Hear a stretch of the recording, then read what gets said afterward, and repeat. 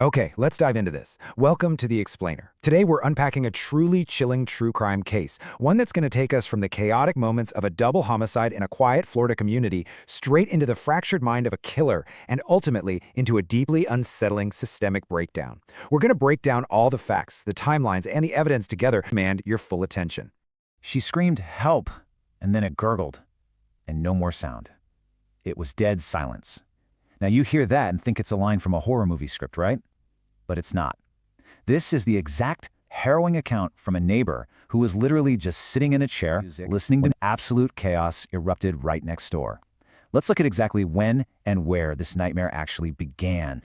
Picture this. It's exactly 12 p.m. Broad daylight. We're down in Manatee County, Florida at a local RV park. What should be a quiet, normal afternoon is suddenly shattered by screaming, banging, and get this, a trailer literally flexing and bowing from a massive struggle happening inside. Multiple 911 calls start flooding the dispatch center.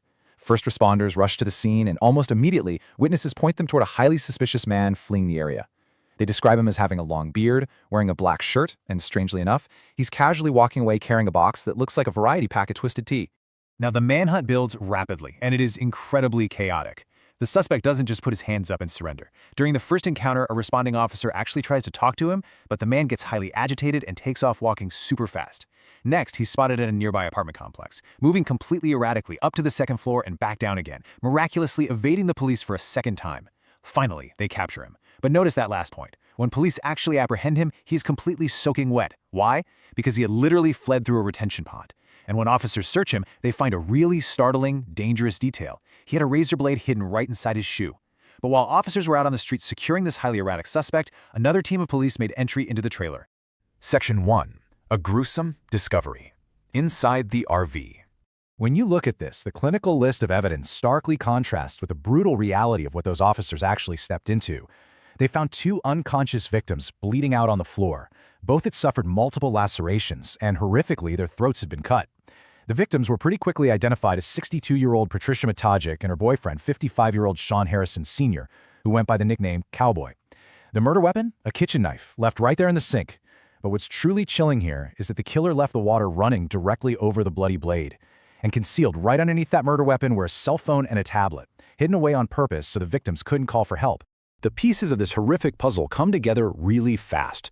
The soaking wet man police had just pulled from the streets? Well, turns out he is 36-year-old Thomas Matajic, the adult son of the female victim, Patricia.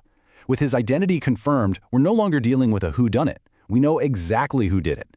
The agonizing question now becomes, why on earth did he do it? And to answer that, we have to look at the police interviews. Section 2. The delusional suspect. Inside the interrogation room.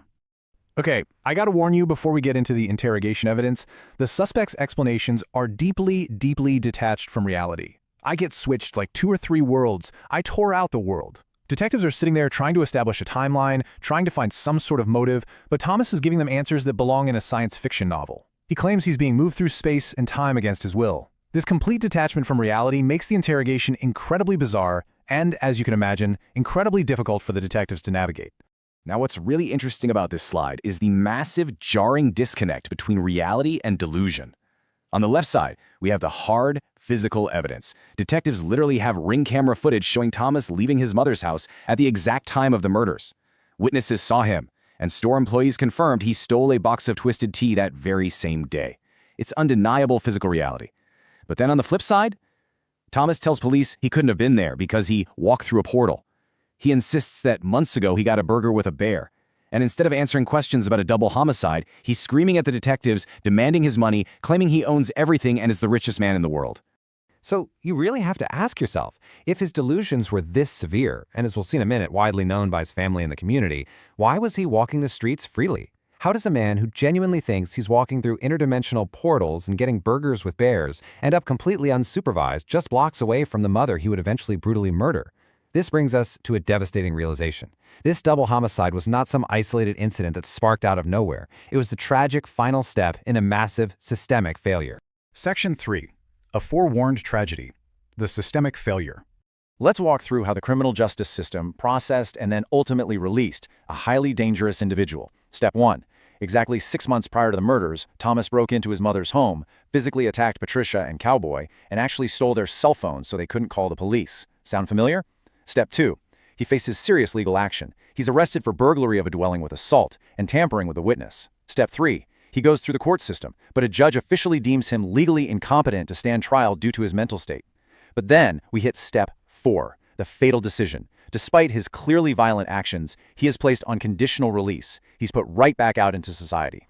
And the heartbreaking part? The family knew this was a ticking time bomb. The warnings were loud, and they were explicitly clear. The family warned the courts that Thomas was highly delusional. I mean, just how unwell was he? He genuinely believed he was dating the pop star Katy Perry.